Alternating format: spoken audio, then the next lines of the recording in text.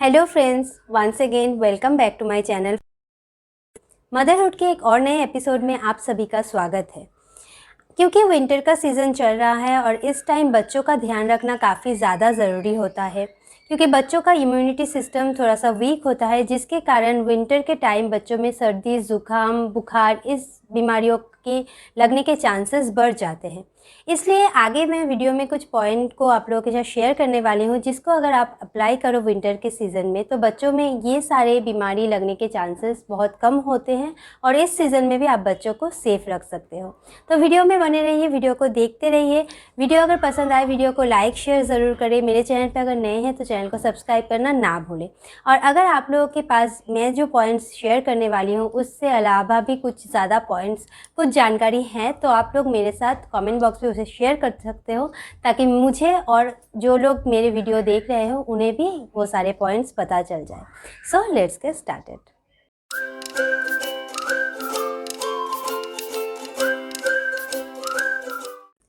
Friends, वैसे तो साल भर ही बच्चों का केयर करना चाहिए, बट विंटर के सीजन खास बच्चों का ध्यान देना चाहिए। तो पहले पॉइंट जो है वो है oil massage. Oil massage winter के सीज़न में बहुत ज़्यादा ज़रूरी है, क्योंकि ऑयल मसाज देने से बच्चों का बॉडी में ब्लड सर्कुलेशन जो होता है वो अच्छी तरह से होता है, क्योंकि विंटर के सीज़न में खेल कूद या फिर कुछ भी एक्टिविटीज़ बच्चे कम कर देते हैं, जिसके कारण उनके बॉडी में ब्लड सर्कुलेशन कम हो जाता है। अगर आप अच्छी तरह से ऑयल मसाज बच्चों को दो तो ब्लड सर्कुलेशन अच्छी तरह से होगा। तो आप विंटर के सीज़न में मस्टर्ड ऑयल या फिर आमंड ऑयल या फिर ऑलिव ऑयल जैसे ऑयल से बच्चों को मसाज दीजिए। इससे बच्चों के बॉडी में अच्छी तरह से ब्लड सर्कुलेशन होगा, जिससे बच्चों को अच्छी तरह से नींद आएगी, उसे अच्छी तरह से भूख भी लगेगी। नेक्स्ट जो पॉइंट है वो है बच्चों को नहाने के लिए। काफ़ी पेरेंट्स हैं जो बच्चों को विंटर के सीज़न पे नहलाते नहीं हैं, पर आपको ये नहीं करना है फ्रेंड्स। आपको बच्चों को विंटर में भी रोज़ नहलाना है। आप बच्चों के नहाने के पानी को हल्का गुनगुना वार्म वाटर में आप बच्चों को नहलाइए, ना ही ज़्यादा ठंडा ना ही ज़्यादा गर्म। इससे बच्चों के जो स्किन के डेड सेल्स है वो भी वॉश हो जाते हैं, बच्चों को एक फ्रेश फील भी होता है, अच्छी तरह से बच्चों को नींद भी आती है। अगर किसी दिन आपको ऐसा लगे कि आज ज़्यादा ठंड पड़ चुकी है तो आप ये कम कर सकते हो, आप उस दिन बच्चों को स्पॉन्ज बाथ दे सकते हो। स्पॉन्ज बाथ के लिए भी आप हल्का वार्म वाटर रखिए। उस वार्म वाटर में आप एक टॉवल को अच्छी तरह से भिगो के निचोड़ लीजिए। उससे बच्चे के सारे बॉडी को, फेस को आप अच्छी तरह से पोंछ के क्लीन कर लीजिए और कपड़े चेंज कर दीजिए। इससे बच्चों को एक फ्रेशनेस सा फील होता है, बच्चों को अच्छा लगता है। तो आप ये कर सकते हो जिस दिन अगर ज़्यादा ठंड लगे, बट आपको रोज़ ही बच्चों को या फिर स्पॉन्ज बाथ या फिर नहलाना है ही।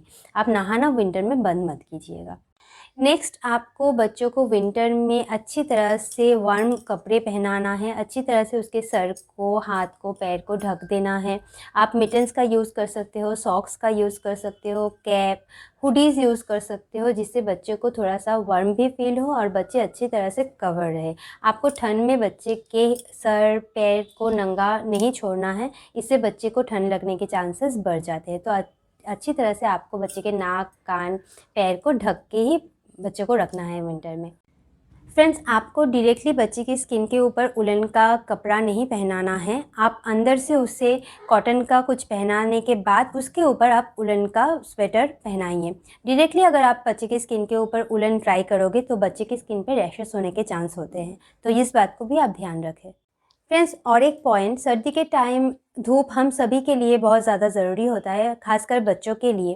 तो आप ये ध्यान रखें कि सुबह के टाइम जब भी आपके घर पे, जहाँ पे भी रूफ़ पे हो या फिर बैल्कनी पे हो, जहाँ पे धूप आती हो, उस टाइम पे आप बच्चों को उस जगह पे जहाँ पे धूप आती है थोड़ी देर खेलने के लिए छोड़ दें, ताकि अच्छी तरह से बच्चे की बॉडी में धूप लग सके। इससे बच्चे को अच्छी तरह से विटामिन डी भी मिलता है। और उस टाइम पे आप थोड़ा सा गर्म कपड़े कम कर दीजिए, ताकि बच्चे भी कंफर्टेबल रहे धूप में और बच्चे की बॉडी में अच्छी तरह से धूप लग सके। फ्रेंड्स, अगर आपका बेबी सॉलिड फूड लेने की एज की हो चुकी है तो आपको ये ध्यान रखना है, आप सर्दी के सीज़न का ही जो वेजिटेबल्स है वो ही इस टाइम आप बच्चे को दें। जैसे कि कैरेट है, बीन्स है, कैप्सिकम है। ये सारी सब्ज़ियाँ पूरे सीज़न तो मिलती है, बट इस टाइम पे ये सब्ज़ियाँ जितनी फ्रेश होती है वो बाकी टाइम पे नहीं होती है। तो आप विंटर का ही वेजिटेबल्स विंटर में दीजिए, ये कोशिश कीजिए आप। नेक्स्ट जो चीज़ है, अगर आपका बच्चा सॉलिड लेने की एज का हो चुका है तो आप अपने बच्चे को इस टाइम ड्राई फ्रूट्स दे सकते हो, जैसे कि काजू, किशमिश, आमंड, अखरोट जैसे ड्राई फ्रूट्स आप इस टाइम पे बच्चे को दे सकते हो। अगर आपका बच्चा इसे च्यू करके खा सकता है तो बहुत अच्छा है, अगर नहीं खा सकता है तो आप इसको अच्छी तरह से थोड़ा सा हल्का रोस्ट करके आप इसको अच्छी तरह से पाउडर बना के दूध के साथ या फिर किसी भी खीर के साथ जो भी आपका बच्चा खाता है उसके साथ मिला के आप दे सकते हो, तो बच्चे अच्छी तरह से खा लेते हैं। ये काफ़ी अच्छा होता है बच्चे की हेल्थ के लिए, इससे काफ़ी इम्यूनिटी पावर भी बढ़ती है, तो आप ये इसे भी ट्राई कर सकते हो इस टाइम पे। इस टाइम पे आप एक और चीज़ भी ट्राई कर सकते हो जो सीज़नल फ्रूट्स है, जैसे कि ऑरेंज है, संतरा है, ये सारे फ्रूट्स भी आप इस टाइम पे बच्चे को दीजिए। इससे भी बच्चा का इम्यूनिटी पावर बढ़ता है और एक सीज़नल फ्रूट्स है तो काफ़ी अच्छा है, इस टाइम पे आप इसे बच्चे को ज़रूर दीजिएगा। सो फ्रेंड्स, अभी हमने बात की है किन किन चीज़ों को आपको विंटर में बच्चे के साथ करना है। अभी हम बात करने हैं किस चीज़ों का आपको ध्यान रखना है सेफ्टी के लिए, जो आप बच्चे के साथ ना करो। तो पहली बात तो ये है, अगर आप घर पे हीटर या फिर ब्लोअर का यूज़ कर रहे हो तो ज़्यादा देर तक हीटर या ब्लोअर आप घर पे ना चलाओ, और हीटर और ब्लोअर को आप ऐसी जगह पे रखिए जैसे बच्चे की टच से दूर रहे, बच्चे उसे टच ना कर पाए। तो इस बात को आप ज़रूर ध्यान रखें। दूसरी जो चीज़ है वो आप ध्यान रखें, बच्चे को अगर आपको बाहर लेके जाना है विंटर के टाइम तो आप कोशिश कीजिए जिस टाइम पे बाहर धूप हो उस टाइम पे लेके जाने की। अगर आपको सुबह के टाइम या फिर शाम के टाइम निकलना पड़ रहा है तो अच्छी तरह से आप बच्चे के सर को, कान को, हाथ को, पैर को ढक के कवर करके ही आप बच्चे को लेके निकलिए। थर्ड जो पॉइंट है, आपको ये भी ध्यान रखना है, आप जब भी बच्चे को ऑयल मसाज दें, ऑयल मसाज के तुरंत बाद ही आप बच्चे को नहलाने के लिए नहीं ले जाएं, या फिर आप बच्चे को फीड कराने के तुरंत बाद ही मसाज नहीं दीजिए। तो इस तीनों चीज़ों को आपको थोड़ी थोड़ी गैपिंग रखनी है इन तीनों चीज़ों में। फोर्थ जो पॉइंट है वो है, आपको बच्चे को जब भी नहलाना है आप बच्चे को खुले में ऐसे ना नहलाइए, आप बाथरूम में नहलाइए। तो बाथरूम में नहलाने के टाइम आप दरवाज़ा अच्छी तरह से बंद कर लीजिए ताकि बाहर की जो हवा है वो बच्चे पे ना लगे, लगने से ठंड लग सकती है। तो ये आप ध्यान रखिए। और नहाने के बाद जो भी कपड़ा आप पहनाने वाले हो वो कपड़ा भी आप अच्छी तरह से पहले से ही अरेंज करके रखिए ताकि आप नहाने के तुरंत बाद ही बच्चे को अच्छी तरह से कवर कर दीजिए।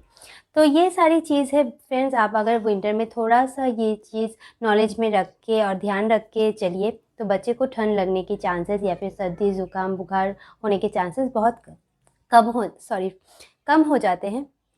तो ये सारी चीज़ को आप ध्यान रखिए, होपफुली आप लोगों को ये अच्छा लगेगा। मैं ये जिनिया के साथ पहले से ही अप्लाई कर रही हूँ, इसी तरह से मैं विंटर में जिनिया को रखती हूँ। अभी तक कोई दिक्कत नहीं आई है, उसे सर्दी ज़ुकाम विंटर के टाइम बहुत ही कम लगता है। तो आप भी इसे फॉलो कीजिए अगर आपके घर पे बच्चे हैं, तो होपफुली आप लोगों को भी ये हेल्प करेगी। तो thank you for watching, tata bye bye, take care, stay safe and wear mask.